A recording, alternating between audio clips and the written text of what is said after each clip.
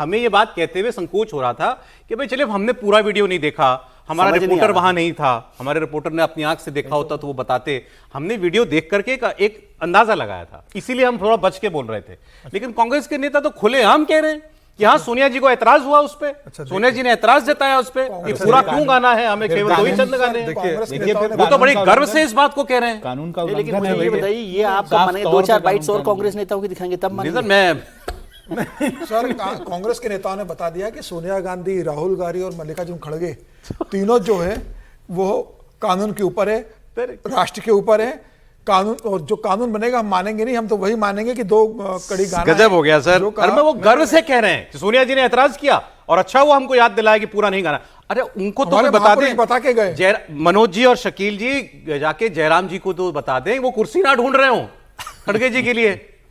देखिए उनको ये ख्याल आया जयराम रमेश को कि अब इस पर जो है आलोचना हो। सर यदि मैं तो उन्होंने एक झूठा बहाना गढ़ा सर खड़गे साहब को अपनी कुर्सी पक्की करना है। लेकिन इससे ये बात भी तो पता चलती है ना कि उनकी कांग्रेस के मन में या इस बात को लेकर के मन में ये अपराध बोध आया था कि इस पर लोग सवाल उठाएंगे। नहीं एक चीज बोलूं, इसीलिए ये कुर्सी का बहाना ढूंढा गया। एक चीज बोलूं, बोल दीजिए सर, अब बच्चा क्या इसमें? नहीं तो वाकई इसमें कुछ नहीं बचा था, फिर भी आप क्यों चुप थे और क्यों इतना डर डर के बोल रहे थे?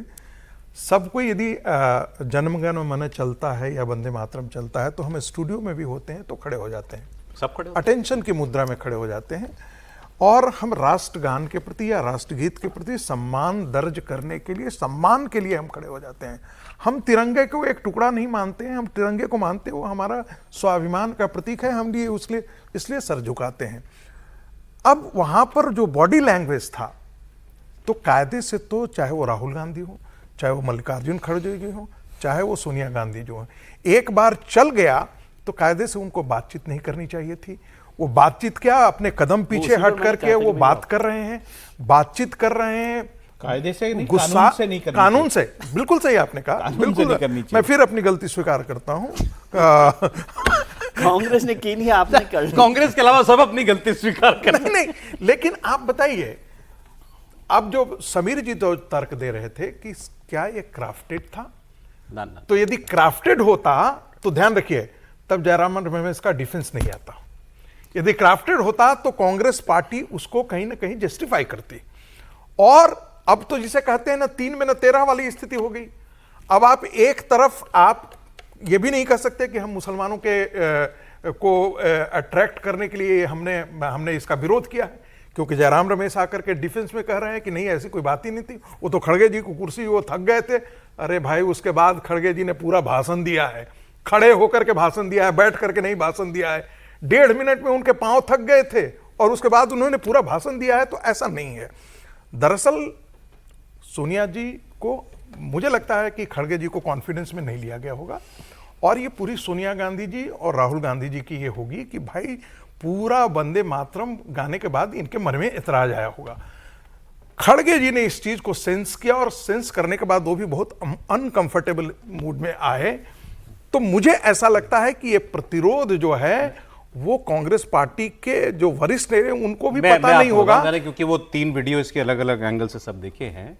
जितना मैं समझ पाया इस पर पहला ऐतराज सोनिया जी का था। बिल्कुल फर्स्ट रिएक्शन सोनिया गांधी का आया था। सोनिया गांधी ने जब गुस्सा नाराजगी जाहिर की, जाहिर है उनके बगल में खड़गे जी खड़े थे, उन्होंने खड़गे जी से कुछ कहा होगा, खड़गे जी उनकी तरफ देखने लगे, दाएं बाएं देखने लगे। राहुल गांधी दूसरी ओर खड़े थे, उस पिलर के, वो जो पोस्ट लैंप पोस्ट जैसा, उसकी दूसरी तरफ खड़े हैं, माइक की उस तरफ। राहुल गांधी को एहसास हुआ कि उनकी माताजी और खड़गे साहब कुछ बात कर रहे हैं और वंदे मातरम चल रहा है, इसके बीच में लोग क्या बात कर रहे हैं, तो वो मुड़ करके उधर देखते हैं। तब उनको इशारों में ये रियलाइज हुआ कि ये प्रॉब्लम चल रही है। तो उसके बाद सामने खड़े लोगों से पूछा जाता है क्या हो रहा है, तो फिर इशारा होता है अब 3 मिनट चलेगा। फिर इतने में सेवा दल का आदमी आता है, उसकी डांट लगाई जाती है। पहले राहुल गांधी उससे इशारा करते हैं, ऐसे ऐसे ऐसे, हम कहते हैं खत्म करो, बंद करो, ऐसा कुछ उन्होंने इशारा किया। उसने कुछ समझाया उनको, राहुल गांधी समझ गए, फिर उन्होंने कहा उनको बताओ। फिर वही व्यक्ति आगे जाकर के सोनिया जी और खड़गे जी तक आया। फिर उस व्यक्ति को सोनिया जी ने डांटा, खड़गे जी ने डांटा। वो छुप करके बेचारा अपना छोटा सा इशारा लेकर के वो पीछे खड़ा हो गया।